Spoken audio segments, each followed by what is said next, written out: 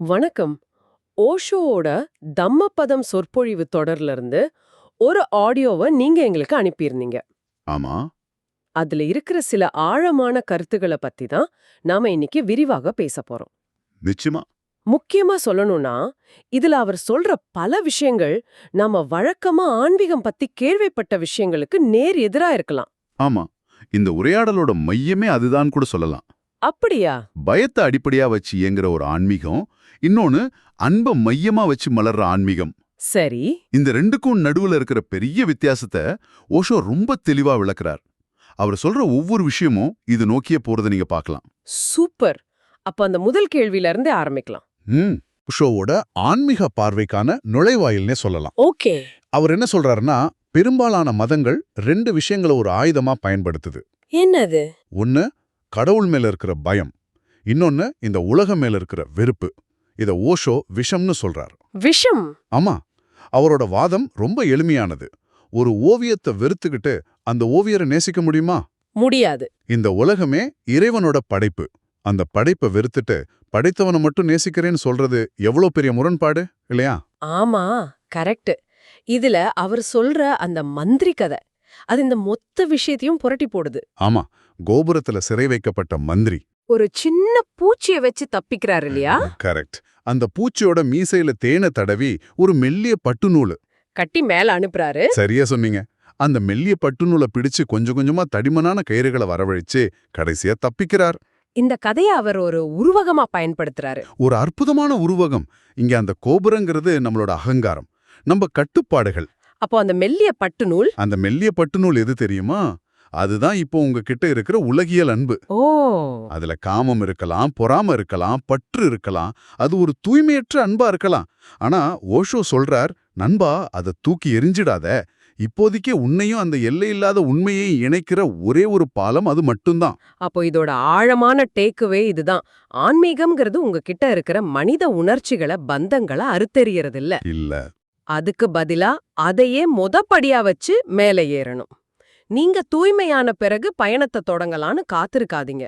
நீங்க கிட்ட இருக்கிற குப்பைய வச்சே பயணத்தை தொடங்குங்கன்னு ஓஷோ சொல்றார். மிகச் சரியா சொன்னீங்க. சேற்றை வெறுக்காதே, தாமரை அங்கதான் பூக்குதுங்கிறதா அவரோட தத்துவம். ஆமா, இலக்கு வைரத்தை அடையிறது. நீங்க வைரத்தை அடைஞ்சிட்டீங்கன்னா கையில இருக்கிற கூழாங்கற்கள் தானாவே கீழே விழுந்துடும். ஆமா, அது நீங்க கஷ்டப்பட்டு தூக்கி எறிய தேவையில்ல. எதை விடணும்னு யோசிக்காத, எதை அடையணும்னு மட்டும் யோசின்னு சொல்றார். எனக்கு ஒரு சந்தேகம் வருது. சொல்லுங்க. ஓஷோ தூய்மையற்ற அன்பையே பயன்படுத்துன்னு சொல்லும்போது இது ஒரு ஆபத்தான யோசனை இல்லையா? மனுஷன் தன்னோட ஆசைகள்லையும் பந்தங்கள்லையும் மூழ்கி போறதுக்கு இது ஒரு ஆன்மீக அங்கீகாரம் கொடுத்த மாதிரி ஆகிடாதா?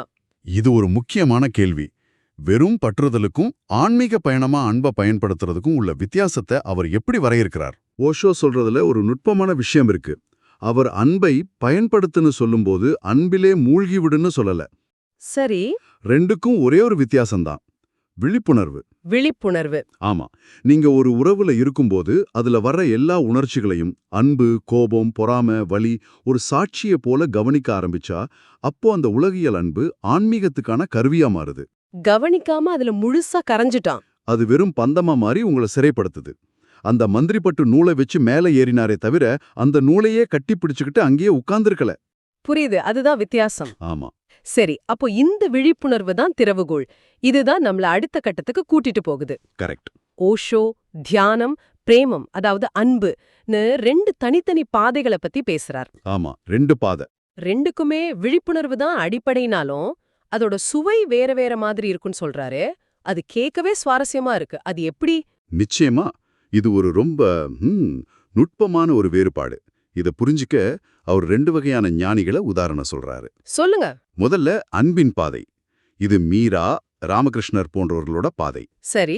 நீங்க அவங்கள வெளியில இருந்து பாத்தீங்கன்னா அவங்க ஒரு விதமான பரவச நிலையில சுயநினைவே இல்லாம ஆடுற மாதிரி, பாடுற மாதிரி தெரியும். ஒரு தெய்வீக போதையில இருக்கிற மாதிரி. ஆமா. ஆனா ஓஷோ சொல்றார், வெளிய மயக்கம் இருந்தாலும் உள்ள அவங்களோட விழிப்புணர்வு விளக்கு பிரகாசமா எரிஞ்சுக்கிட்டே இருக்கும்.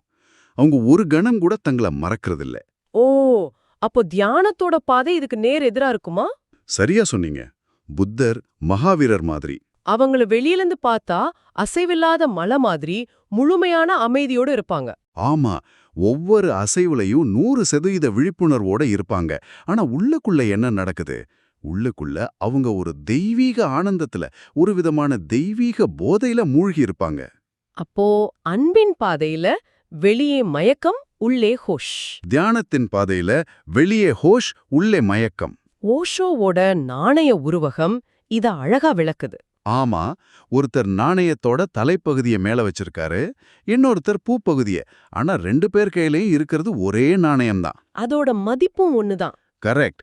பாதைகள் வேற மாதிரி தெரிஞ்சாலும் சேர்ற இடம் ஒண்ணுதாங்கிறத இது தெளிவா காட்டுது. அப்போ ஒரு கேள்வி வருது.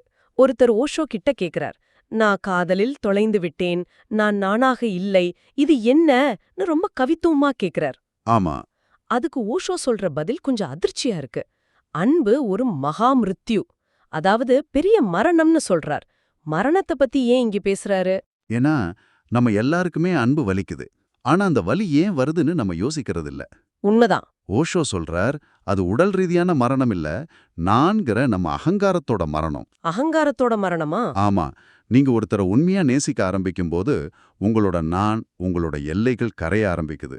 அந்த நான்கிற அகங்காரம் சும்மா கரைஞ்சிடாது, அது தன்னை காப்பாத்திக் கொள்ள போராடும். அந்த போராட்டம் தான் வழியா வெளிப்படுது. 100க்கு 100 அந்த போராட்டத்தை கைவிட்டு அந்த அன்பில் சரணடைகிறது தான் அந்த வலியை நிறுத்துறதுக்கான ஒரே வழி. இதுக்கு அவர் சொல்ற அந்த ராமகிருஷ்ணர் கதை நினைவுக்கு வருது. தங்க நாணயங்கள் கதை. ஆமா, ஒருத்தர் அவர்கிட்ட தங்க நாணயங்களை கொடுத்து இத கங்கையில வீசிடுங்கன்னு சொன்னாராம். அவர் ஒவ்வொரு நாணயமா எடுத்து தடவி பார்த்து யோசிச்சு யோசிச்சு வீசினாராம். பாருங்க, ஒன்றை விடும்போது கூட நம்ம மனசு இப்படி அதை புடிச்சுக்குதுன்னு. அதனாலதான் ஓஷோ சொல்றார், அன்புங்கிற பாதையை தேர்ந்தெடுத்தா இந்த பெரிய மரணத்துக்கு தயாரா இருக்கணும். இது கணக்கு போட்டு மெதுவா எடுத்து வைக்கிற அடி இல்ல. இது ஒரு பாய்ச்சல். ஆமா, இது ஒரு பாய்ச்சல். கணக்கு போட்டா அகங்காரம் எப்படியாவது தன்னை காப்பாத்திக்க ஒரு வழியை கண்டுபிடிச்சிடும். இந்த பாய்ச்சல், இந்த எல்லைகளை கடக்கிறதுங்கிறது தான் மீரா பத்தின கேள்விக்கு நம்மள கொண்டு வருது. கரெக்ட். 5000 வருஷத்துக்கு முன்னாடி வாழ்ந்த கிருஷ்ணரை மீராவால எப்படி இவ்ளோ தீவிரமா நேசிக்க முடிஞ்சது? காலமும் தூரமும் ஒரு தடையே இல்லையா?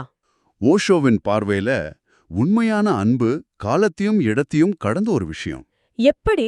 ஏன்னா அது உடல்களுக்கு நடுவுல நடக்கிற விஷயம் இல்ல, அது 2 உணர்வுகளுக்கு, 2 சைத்தன்யங்களுக்கு நடுவுல நடக்கிற ஒரு உரையாடல். மீரா நேசிச்சது கிருஷ்ணரோட உடலையோ சரித்திரத்தையும் இல்ல. அவங்க நேசிச்சது அந்த கிருஷ்ண தத்துவத்தை, அந்த எல்லையற்ற உணர்வை. சரியா சொன்னீங்க. இதுக்கு ராமகிருஷ்ணரோட மனைவி சாரதா தேவி கதை அது மனசு ரொம்ப பாதிக்குது. ஆமா, ரொம்ப சக்தி வாய்ந்த ஒரு கதை. ராமகிருஷ்ணர் இறந்த பிறகு அவங்க வளையல்களை உடைக்கலையாம். ஏன்னா ராமகிருஷ்ணர் சொல்லியிருந்தாராம், நான் என்பது இந்த உடல் மட்டும் இல்ல, நீ நேசித்த அந்த உணர்வு சாகாது, இந்த உடல் மட்டும்தான் அழியும்னு.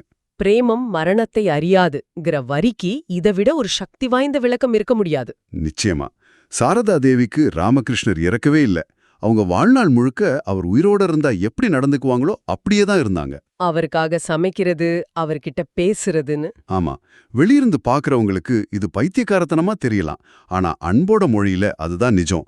அன்பு உடலை ஒரு கருவியா மட்டும்தான் பாக்குது. கருவி உடைஞ்சாலும் அது வெளிப்படுத்தின இசை அழியறதில்ல. சரி, இதெல்லாம் கேட்கும்போது பிரமிப்பா இருக்கு. இந்த அன்பு, இந்த தியானம், இந்த பெரிய மரணம், இதோட இறுதி இலக்கு என்ன? ஓஷோ நிர்வாணத்தை பத்தி பேசுறாரு. அது ஒரே ஒரு நிகழ்மா, இல்ல அதுலயும் பல நிலைகள் இருக்கா? நிர்வாணங்கிறது ஒரே ஒரு நிகழ்வு தான். ஆனா அதை அடையிற பாதையில பல நிலைகள் இருக்குன்னு சொல்றார். ஒரு பழம் பழுக்கிற மாதிரி? கரெக்டான உதாரணம். ஒரு பழம் பழுக்கிறதுக்கு பல நாட்கள், பல பருவங்கள் தேவைப்படலாம். ஆனா அது மரத்திலிருந்து கீழே விழுகிறது ஒரே ஒரு கணத்துல தான் நடக்கும். அந்த மாதிரி தான். அந்த இறுதி பாய்ச்சலுக்கு முன்னாடி சில முக்கியமான நிலைகள் இருக்கா? ஆமா, குறிப்பா அந்த ஜென் தத்துவத்துல வர 3 நிலைகளா அவர் சொல்றாரு. அது கொஞ்சம் டெக்னிக்கலா இருக்கு, அது கொஞ்சம் விளக்க முடியுமா? கண்டிப்பா. இத நாம கொஞ்சம் நிதானமா பார்க்கலாம். முதல் நிலை ஜின்மாய். ஜின்மாய். இத ஒரு உள்ளிருக்கும் சூனியம்னு சொல்லலாம். ஒரு வெறுமை. ஒரு காலியான மூங்கில் மாதிரி. ஆமா, நீங்க வெளியே எல்லா வேலைகளையும் செய்வீங்க. ஆபீஸ் போவீங்க, பேசுவீங்க, சிரிப்பீங்க. ஆனா உள்ளுக்குள்ள ஒரு ஆழமான அமைதி, ஒரு சாட்சி நிலை இருக்கும். நீங்க ஒரு நாடகத்துல நடிக்கிற நடிகர் மாதிரி. ஓகே, அப்போ சத்தோரி அது அடுத்த நிலையா? சத்தோரிங்கிறது ஜின்மாய் மாதிரி ஒரு நிரந்தர நிலை இல்ல. அது ஒரு இருட்டு அறையில அடிக்கிற மின்னல் மாதிரி. மின்னல் மாதிரி. ஒரு நொடி அந்த மின்னல் வெளிச்சத்துல அறையில இருக்கிற எல்லா பொருளும் உங்களுக்கு பளிச்சுன்னு தெரியும். யதார்த்தத்தோட உண்மையான முகம், உங்களோட உண்மையான இயல்பு ஒரு கணம் புரியும். ஆனா அடுத்த கணமே அந்த மின்னல் மறைஞ்சு மறுபடியும் இருட்டு வந்துடும். ஆனா ஒரு முறை அந்த அறைய பார்த்ததால உங்களுக்கு நம்பிக்கை வந்துரும். ஆமா, இந்த சத்தோரி அனுபவங்கள் ஒரு சாதகரோட வாழ்க்கையில அடிக்கடி நிகழ ஆரம்பிக்கும். அப்போ கடைசி நிலை சமாதி. அதுதான் நிர்வாணமா? இல்ல, அதுதான் முக்கியமான பாயிண்ட். சமாதிங்கிறது நிர்வாணத்தோட நுழைவாயில். நுழைவாயில். ஓஷோ சொல்ற உதாரணம், முழுசா பழுத்து காத்துல லேசா ஆடி விழறதுக்கு தயாரா இருக்கிற பழம். அந்த பழம் தன்னோட முயற்சியால விழ முடியாது, ஒரு சின்ன காத்தடிச்ச போதும் அது விழுந்துடும். அந்த மாதிரி சமாதி நிலையில ஒருத்தர் தன்னால செய்யக்கூடிய எல்லா முயற்சியையும் செஞ்சு முடிச்சிட்டு அந்த நுழைவாயில்ல காத்துக்கிட்டு இருப்பார். இதுக்கப்புறம் நடக்கிற அந்த பாய்ச்சல் தான் நிர்வாணம். அது நம்ம கையில இல்ல, அது ஒரு சரணாகதி. ரொம்ப தெளிவா இருக்கு.